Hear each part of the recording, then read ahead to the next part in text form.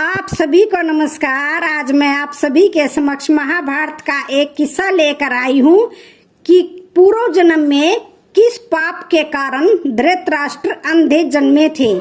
तो श्रवण करते हैं।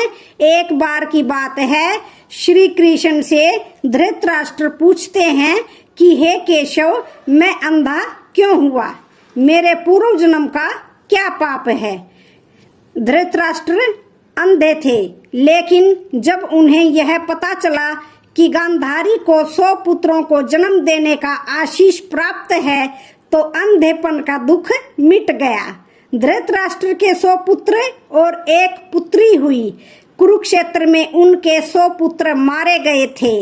एक पिता के लिए इससे अधिक दुख की बात क्या होगी कि उसे 100 पुत्रों का शोक मनाना पड़े।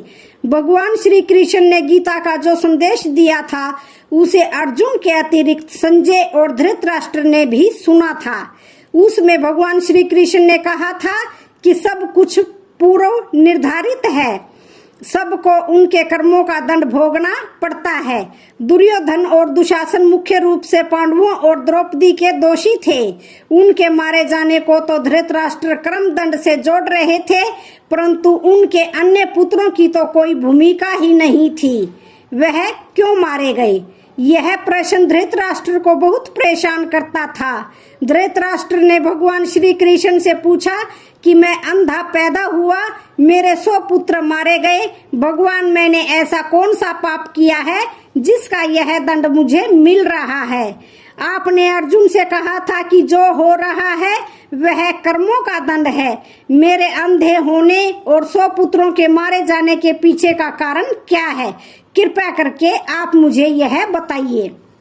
भगवान श्री कृष्ण ने कहा कि महाराज, आपने उचित ही सुना था कि कर्मों का दंड भोगना ही पड़ता है, उससे कोई नहीं बच सकता है। राजा और सामर्थ्यवान लोगों को विशेष रूप से कर्मों का दंड भोगना ही पड़ता है। ईश्वर उन्हें समर्थवान बनाते हैं तो उनसे ज्यादा जिम्मेदार होने की आशा भी रखते हैं। कुछ पाने के लिए कुछ तो देना ही पड़ता है। महाराज, आप इस जन्म में भी राजा हैं और पूर्व जन्म में भी राजा थे, पर आपने कई पाप कर्म किए थे।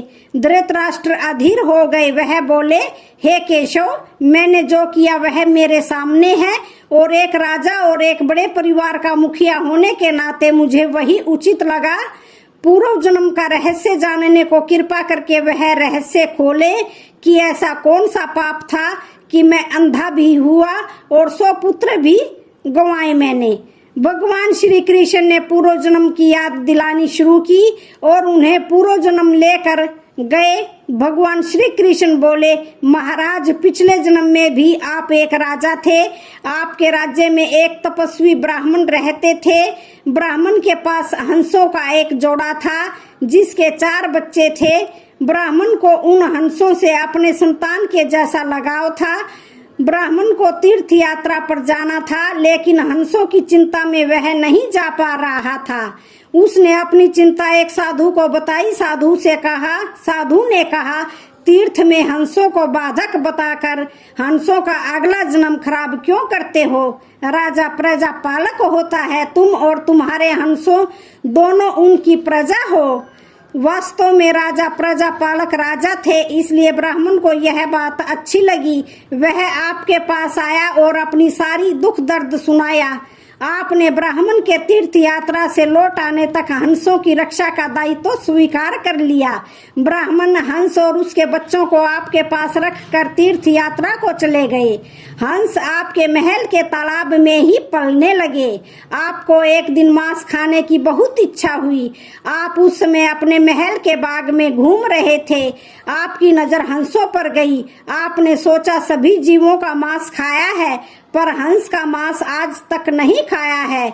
इसका स्वाद आखिर में कैसा होगा? आप इसी विषय पर सोचते रहे और हंस का मांस खाने की तीव्र इच्छा प्रकट की। यह इच्छा अब पराकाष्ठा पर पहुंच गई थी और आप खुद को नहीं रोक पाए। आपने हंस के 2 बच्चे भून कर खा लिए। उसका स्वाद आपकी जीभ को लग गया। आपने हंस के 100 बच्चे एक एक करके खा लिए। अंत में हंस दुखी और बच्चों के दुख में मर गया। कई साल बाद ब्राह्मण तीर्थ यात्रा से लौटा और आपके पास आया। उसने आपसे अपने हंसों के बारे में पूछा। हंस तो आपके लालच की बलि चढ़ चुके थे। प्रजा पालक राजा कैसे कहता कि उसने अपनी प्रजा की संपत्ति को चुपके से लूट लिया है। इसलिए आपने ब्राह्मण से कह दिया कि हंस बीमार होकर मर गए। ब्राह्मण आप पर पूरा भरोसा करता था। उसने आपकी बात मान ली और विलाप करते हुए घर चला गया। महाराज, आपने हंस के बच्चों को खाकर और फिर झूठ बोलकर एक साथ कई अपराध किए। आपने तीर्थ यात्रा पर गए हुए ब्राह्मण के साथ विश्वासघात किया था। आपने प्रजा की धरोहर में डाका डालकर राजधर्म भी नहीं निभाया। जीभ के लालच में पड़कर के हंस के 100 बच्चे भून कर खा लिए जो आपके पास आश्रय के लिए आए थे। यह बहुत बड़ा पाप है। राजन, इन घोर पाप कर्मों का आपको दंड मिला है। जैसे आपने जिह्वा के लालच में हंस के 100 बच्चे मारे, वैसे ही आपके 100 पुत्र लालच में पड़कर मारे गए। उन सब की महत्वाकांक्षा आवश्यकता से अधिक और दंडनीय थी। जिसने आप पर भरोसा किया उस आदमी से आपने झूठ बोला और राजधर्म का पालन नहीं किया। कोई आप पर आंख मूंद कर विश्वास करे तो उसका विश्वास कभी नहीं तोड़ना चाहिए। इसी विश्वासघात के कारण आप अंधे हैं। भगवान श्री कृष्ण ने कहा, सबसे बड़ा छल होता है विश्वासघात। आप उसी का फल भोग रहे हैं। तो आज की वीडियो का यहीं पर समापन होता है। वीडियो अच्छी लगे तो चैनल को लाइक, शेयर, सब्सक्राइब